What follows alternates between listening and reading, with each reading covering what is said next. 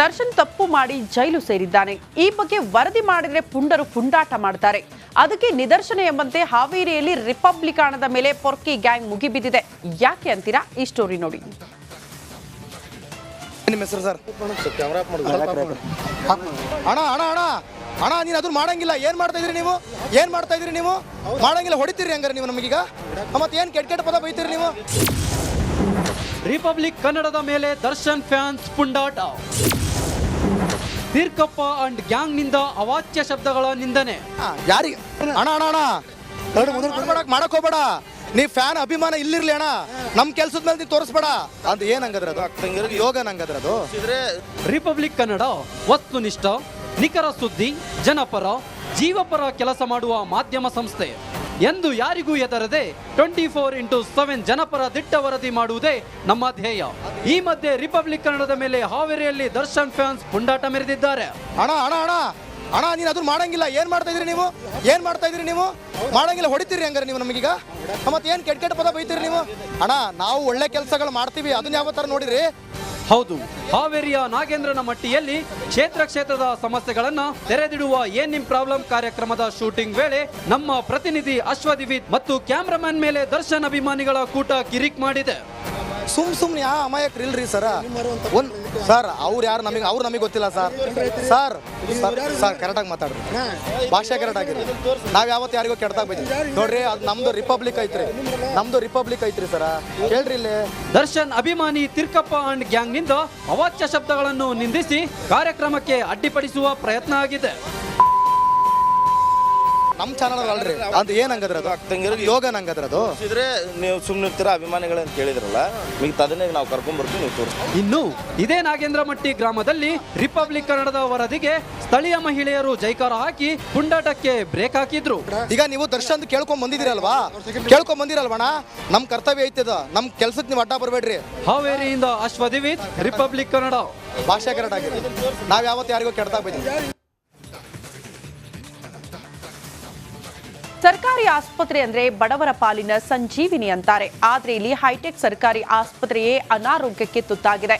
ರೋಗಿಗಳು ನರಕ ಯಾತನೆ ಅನುಭವಿಸುತ್ತಿದ್ದಾರೆ. ಯಾವುದು ಆ ಹಾಸ್ಪಿಟಲ್ ಅಂತೀರಾ? ಈ ಸ್ಟೋರಿ ನೋಡಿ.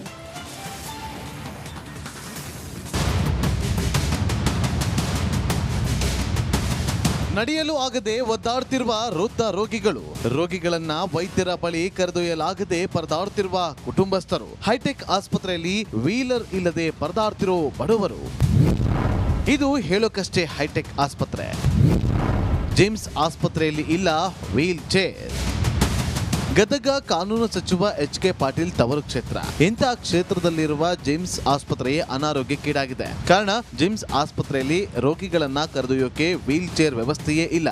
ವೀಲ್ ಚೇರ್ಗಾಗಿ ಮುಂಜಾನೆ 7 ಗಂಟೆಯಿಂದ ರೋಗಿಗಳು ಕಾದು ರೋಸಿ ಹೋಗಿದ್ದಾರೆ. ಕಾಲು ಆಪರೇಷನ್ ಆದ ರೋಗಿಗಳು ವೀಲ್ ಚೇರ್ ಸಿಗದೆ ಪರದಾಡಿದ್ದಾರೆ. ಅಸಹಾಯಕರಾದ ಜನರು ರೋಗಿಗಳನ್ನ ಭುಜದ ಮೇಲೆ ಹೊತ್ತುಕೊಂಡು ಹೋಗ್ತಿದ್ದಾರೆ. ಬಂದಿವೆ, ಚೇರ್ ನೋಡಿದ್ವಿ, ಚೇರ್ ಇದೆಲ್ಲ ಹೊತ್ಕೊಂಡು ಹೋದ್ರಿ ಮ್ಯಾಗ. ಮೂರನೇದಕ್ಕೆ ಮಕ್ಕಳು ಕೇಳಿದ್ರೆ ಏನ್ರಿ ಅವ್ರಿಗೆ ಗೊತ್ತು. ನಮ್ಗದು ಸೆಲ್ತಂಗ ಆಗೈತಿ ನೋಡ್ರಿ. ಸೆಲ್ತಂಗ ಐತಿ, ಸ್ವಲ್ಪ ಬಳ್ಳಿನ ಸಂದಾಗ ಸೆಲ್ತಂಗಾಗಿ ಈ ತರ ಆಯ್ತು.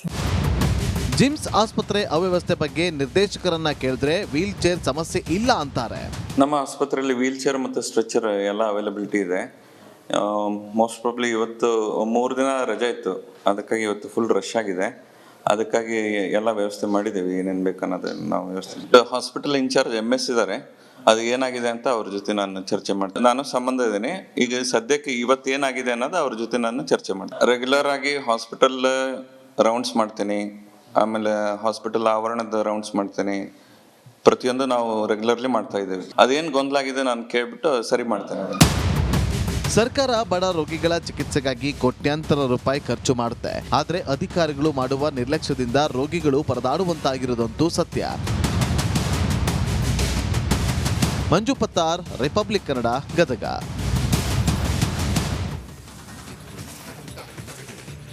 ವಿಜಯನಗರ ಜಿಲ್ಲೆಯಲ್ಲಿ ಭಾರೀ ಸದ್ದು ಮಾಡಿದ ಕತ್ತೆಗಳ ಖರೀದಿ ಕಂಪನಿಗೆ ಸದ್ಯ ತಾತ್ಕಾಲಿಕ ಬ್ರೇಕ್ ಬಿದ್ದಿದೆ. ಕತ್ತೆಗಳನ್ನ ಮಾರಾಟ ಮಾಡ್ತಿದ್ದ ಆ ಕಂಪನಿಯನ್ನ ಬಾಗಿಲು ಹಾಕಿದ್ಯಾಕೆ ಅಂತೀರಾ? ಈ ಸ್ಟೋರಿ ನೋಡಿ.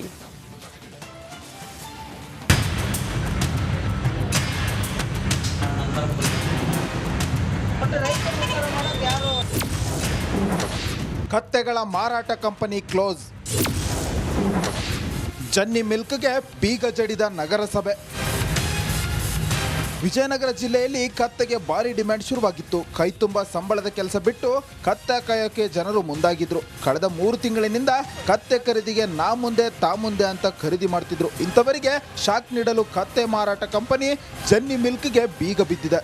ಟ್ರೇಡ್ ಲೈಸೆನ್ಸ್ ಹೊಂದಿಲ್ಲ ಅಂತಕ್ಕಂತಹ ಆರೋಪದ ಮೇಲೆ ಏನು ಬಹು ನಿರೀಕ್ಷಿತ ಡಿಮ್ಯಾಂಡ್ ಇದ್ದಂತಹ ಕತ್ತೆಯ ಈ ಜಿನ್ನಿ ಮಿಲ್ಕ್ ಕಂಪನಿಯನ್ನ ಸದ್ಯಕ್ಕೆ ತಾತ್ಕಾಲಿಕವಾಗಿ ಕ್ಲೋಸ್ ಮಾಡಲಾಗಿದೆ.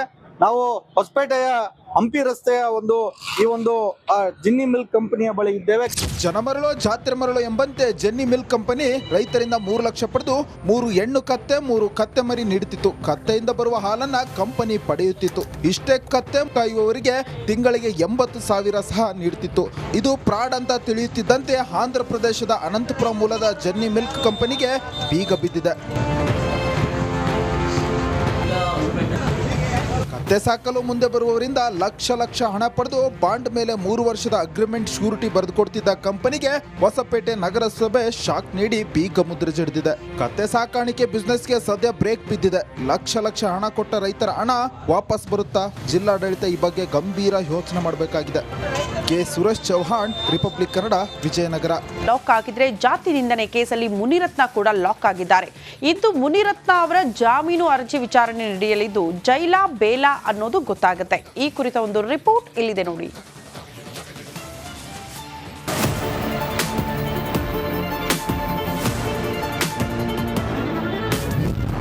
ಇಂದು ಮುನಿರತ್ನ ಜಾಮೀನು ಅರ್ಜಿ ವಿಚಾರಣೆ.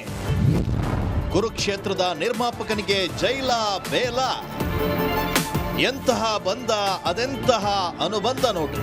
ಕೊಲೆ ಕೇಸ್ನಲ್ಲಿ ದರ್ಶನ ಜೈಲಿಗೆ ಹೋಗ್ತಾ ಇದ್ದಂತೆ RR ನಗರ ಶಾಸಕ ಮುನಿರತ್ನ ಕೂಡ ಜಾತಿ ನಿಂದನೆ ಕೇಸ್ನಲ್ಲೇ ಪರಪ್ಪನ ಅಗ್ರಹಾರವನ್ನ ಸೇರಿದ್ದಾರೆ. ಇವತ್ತು ಮುನಿರತ್ನ ಸಲ್ಲಿಸಿರುವಂತಹ ಜಾಮೀನು ಅರ್ಜಿ ವಿಚಾರಣೆ ಕೂಡ ನಡೆಯಲಿದೆ. ಜನಪ್ರತಿನಿಧಿಗಳ ವಿಶೇಷ ನ್ಯಾಯಾಲಯದಲ್ಲಿ ಜಾಮೀನು ಅರ್ಜಿ ವಿಚಾರಣೆ ನಡೆಯಲಿದ್ದು ಹಿರಿಯ ವಕೀಲ ಅಶೋಕ ಹಾರ್ನಳ್ಳಿ ಮುನಿರತ್ನ ಪರ ವಾದವನ್ನ ಮಾಡಲಿದ್ದಾರೆ. ಹಿಂದೆ ಪಬ್ಲಿಕ್ ಪ್ರಾಸಿಕ್ಯೂಟರ್ ಪ್ರಾಸಿಕ್ಯೂಷನ್ ಪರ ಜಾಮೀನಿಗೆ ಆಕ್ಷೇಪಣೆಯನ್ನ ಸಲ್ಲಿಸಲಿದ್ದಾರೆ.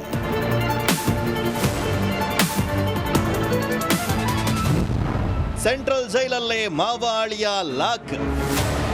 ಹಿಂದೆ ಪ್ರಜ್ವಲ್ ಹಾಗೂ ಸೂರಜ್ ಪರಪ್ಪನ ಅಗ್ರಹಾರವನ್ನ ಸೇರಿದ್ರು. ಈಗ ಶಾಸಕ ಮುನಿರತ್ನ ಹಾಗೂ ತಂಗಿ ಮಗ ದೀಪಕ್ ಜೈಲಲ್ಲಿದ್ದಾರೆ. ರೇಣುಕಾ ಕೊಲೆ ಕೇಸ್ನಲ್ಲಿ A13 ಆಗಿರುವಂತಹ ದೀಪಕ್ ಪರಪ್ಪನ ಅಗ್ರಹಾರದಲ್ಲಿದ್ದಾನೆ. ಈ ಮೂಲಕ ಸಂಬಂಧಿಗಳಿಬ್ಬರು ಪರಪ್ಪನ ಅಗ್ರಹಾರ ಜೈಲ್ ಸೇರಿದ್ದಾರೆ. ಇವತ್ತು ಮುನಿರತ್ನ ಜಾಮೀನು ಅರ್ಜಿ ವಿಚಾರಣೆ ನಡೆಯಲಿದ್ದು ಜೈಲಾಗುತ್ತಾ ಅಥವಾ ಬೇಲಾಗುತ್ತಾ ಅನ್ನೋದು ಕಾದ್ ನೋಡಬೇಕಿದೆ. ನಾಗರಾಜ್, ರಿಪಬ್ಲಿಕ್ ಕನ್ನಡ, ಬೆಂಗಳೂರು.